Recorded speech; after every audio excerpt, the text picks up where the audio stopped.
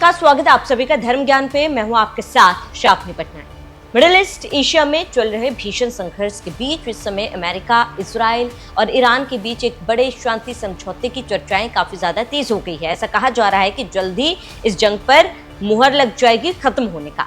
अमेरिकी विदेश मंत्री मार्को रूबियो के ताजा बयानों के बाद पूरी दुनिया की नजरें टिकी हुई है कि कब स्ट्रेट ऑफ होर्मुज पूरी तरीके से खुल जाएगा। इस बेहद नाजुक मोड़ पर प्रधानमंत्री नरेंद्र मोदी का एक बयान काफी ज्यादा वायरल हो रहा है, जिसमें उनके बयान से अंदाजा लगाया जा सकता है कि प्रधानमंत्री नरेंद्र मोदी ने आने वाली या फिर होने वाली गतिविधियों को लेकर पहले से ही लोगों को चेतावनी दे दी थी और इसके साथ ही भारत में इसको लेकर तैयारियां पूरी कर ली गई थी।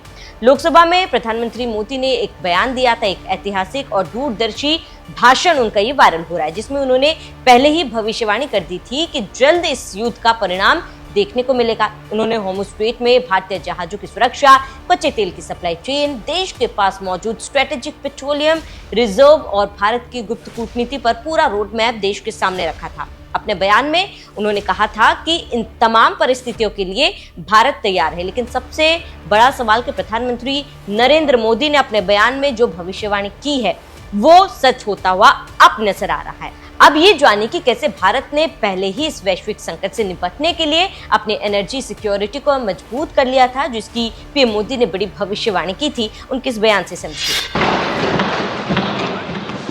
आदरणीय अध्यक्ष महोदय,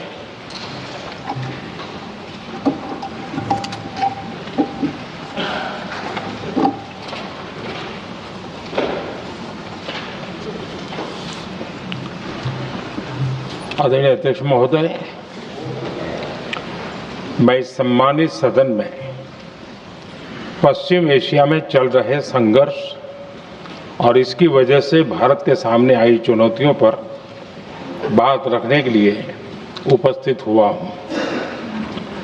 इस समय पश्चिमी एशिया की हालत चिंताजनक है। बीते 2-3 हफ्तों में जयशंकर जी ने और हरदीप पुरी जी ने इस विषय पर सदन को जरूरी जानकारी दी है। अब इस संकट को 3 सप्ताह से ज्यादा हो रहा है। इसका पूरे विश्व की अर्थव्यवस्था पर, लोगों के जीवन पर बहुत ही विपरीत असर हो रहा है। इसलिए पूरी दुनिया इस संकट के जल्द से जल्द समाधान के लिए सभी पक्षों से आग्रह भी कर रही है। अध्यक्ष महोदय, भारत के सामने भी इस युद्ध ने अप्रत्याशित चुनौतियां खड़ी कर दी हैं। ये चुनौतियां आर्थिक भी हैं, नेशनल सिक्योरिटी से जुड़ी भी हैं और मानवीय भी है। युद्धरत और युद्ध से प्रभावित देशों के साथ भारत के व्यापक व्यापारिक रिश्ते हैं। जिस क्षेत्र में युद्ध हो रहा है वो दुनिया के दूसरे देशों के साथ हमारे व्यापार का भी एक महत्वपूर्ण रास्ता है। विशेष रूप से कच्चे तेल और गैस की हमारी जरूरतों का एक बड़ा हिस्सा यही क्षेत्र पूरा करता है। हमारे लिए ये रीजन एक और कारण से भी अहम है। लगभग 1 करोड़ भारतीय खाड़ी देशों में रहते हैं और वहां काम करते हैं। वहां समंदर में जो कमर्शियल शिप चलते हैं उनमें भारतीय क्रू मेंबर्स की संख्या भी बहुत अधिक है। ऐसे अलग अलग कारणों के चलते भारत की चिंताएं स्वाभाविक रूप से अधिक है। इसलिए ये आवश्यक है कि भारत की संसद से इस संकट को लेकर एक मत और एकजुट आवाज दुनिया में जाए।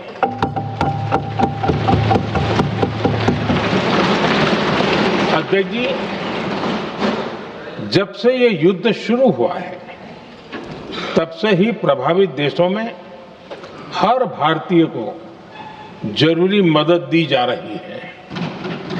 मैंने खुद पश्चिम एशिया के ज्यादातर देशों के राष्ट्राध्यक्षों के साथ 2 राउंड फोन पर बात की है।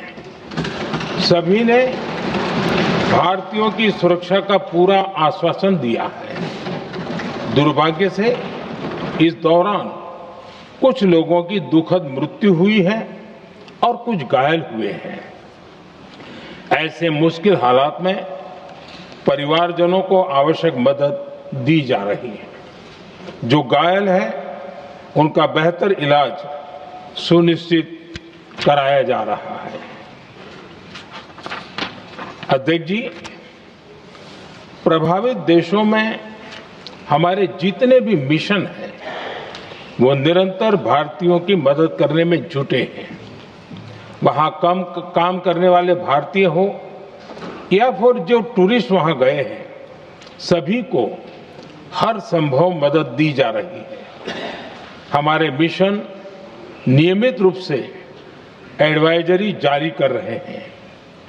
यहां भारत में और अन्य प्रभावित देशों में 24/7 कंट्रोल रूम और आपातकालीन हेल्पलाइन स्थापित की गई है। इनके माध्यम से सभी प्रभावितों को त्वरित जानकारी दी जा रही है। अध्यक्ष जी, संकट की स्थिति में देश विदेश में भारतीयों की सुरक्षा हमारी बहुत बड़ी प्राथमिकता रही है।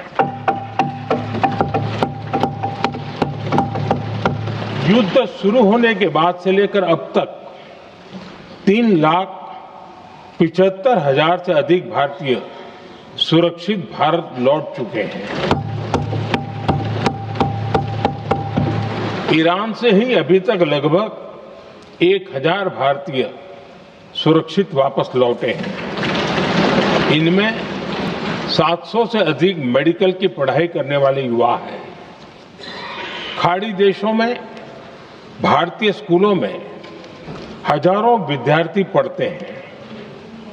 सीबीएसई ने ऐसे सभी भारतीय स्कूलों में होने वाली कक्षा 10वीं और 12वीं की निर्धारित परीक्षाओं को रद्द कर दिया है।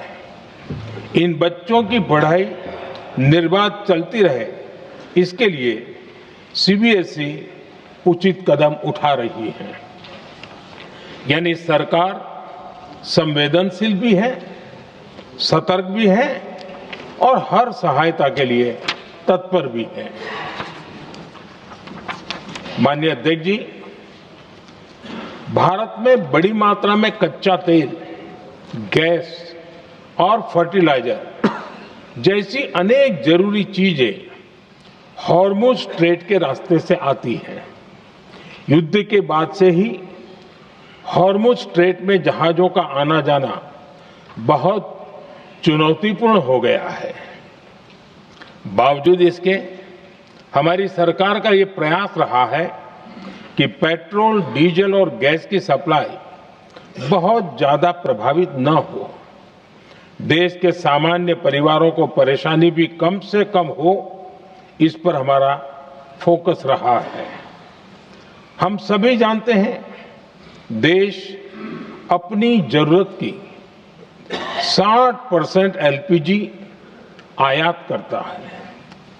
इसकी सप्लाई में अनिश्चितता के कारण सरकार ने एलपीजी के डोमेस्टिक उपयोग को प्राथमिकता दी है। साथ ही एलपीजी के देश में ही उत्पादन को भी बढ़ाया जा रहा है। पेट्रोल, डीजल की सप्लाई पूरे देश में सुचारू रूप से होती रहे, इस पर भी लगातार काम किया गया है। अध्यक्ष जी, आज की इन परिस्थितियों में एनर्जी सिक्योरिटी को लेकर बीते 1 दशक में उठाए गए कदम और भी प्रासंगिक हो गए हैं। भारत ने बीते 11 वर्षों में अपनी एनर्जी इंपोर्ट का डाइवर्सिफिकेशन किया है।